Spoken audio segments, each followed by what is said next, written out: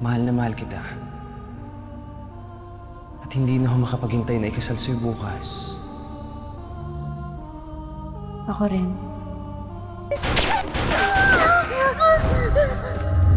Wala nang gagalaw kay Elias! Hindi ko siya anak.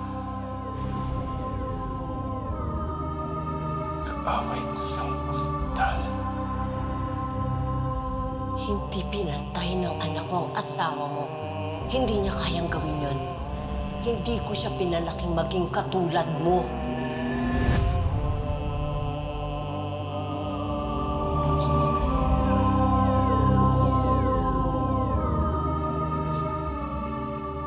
Sana nanganig ako sa'yo, Alma. Sana nakinig ako sa'yo. Ngayon nag-aagaw buhay si Elias. Pati ikaw, idinamay ng mga demonyong yun.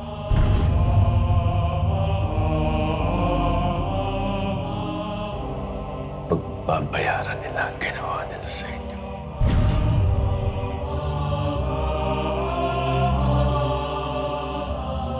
Pagbabayarin ko silang lahat.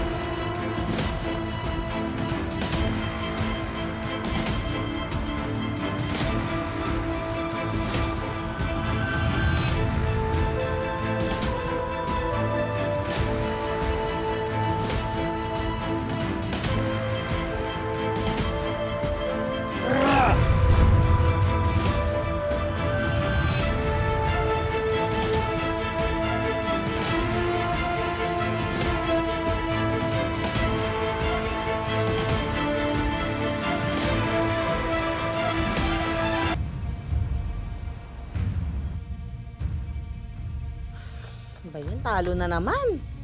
Naligo ka ba? Ito naman sinisisi sa akin lahat. Malas ako eh. Ay, ako yan. Uy, Ellen! Ano? Bigyan mo naman kami ng pagkain dito. Nagbibigay naman kami ng tonga. Correct. Sige, basta lakihan niyo yung tong niyo, ha? Oo, nadagdagan mo rin yung pagkain. O, ito to. Kape na rin ah. Wow, in-avail lahat. Siyempre, ganun talaga yun. Bibigay tayong tong, no? Ako, da't manalo ka dyan, Lorna, ha? Laki ba baba?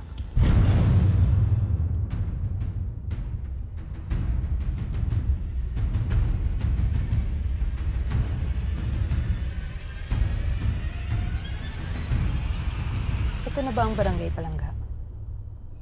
Yes, madam. May nakapagsabi po sa akin na hanapin ko raw po si Lorna. Baka siya na po makatulong sa atin dahil siya raw po yung pinakachismosa rito. Kung kinakailangan suyurin ko ang lahat ng squatters area sa buong Pilipinas, gagawin ko. Kailangan mahanap ko ang nawawalang anak ni William. Makakatulong ito sa imahe niya bilang presidente. Alam mo naman na malapit sa puso ng masa ang mga tatay. Saka, hindi ko alam kung mabibigyan ko pa siya ng anak. Nagkaroon na nga kami ng anak pero nalaglag naman. Kaya kailangan kong gawin ito. At kailangan kong mahanap ang nawawala niyang anak na si Vanessa. Sige, puntahan mo na siya. Sige, madam. Maganda ang paraka mo, kamukha ako. Huwag ka na maingay dyan, baka malasim na naman tayo. Ito yung lucky charm ko.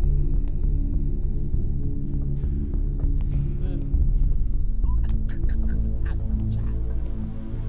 Lorna? Ikaw si Lorna, di ba?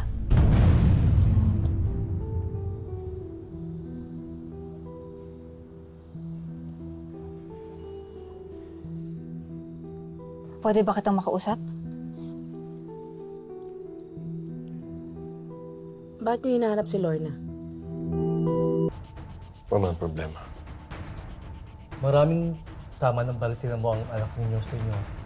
May injury siya sa stomach, sa liver, pero di siya ganun kakritikal, kaya na-manage namin. Pero...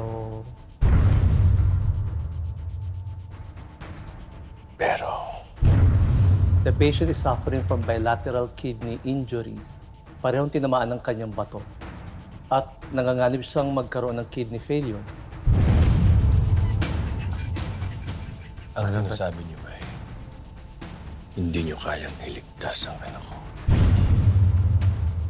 Nga ililigtas natin siya kung magsasagawa tayo ng emergency kidney transplant. Pero kailangan natin magmadali, senyor. Kailangan natin makakita ng kamatch, Nelia. Sinabi mo ba kay Edgardo yung mga nalalaman mo?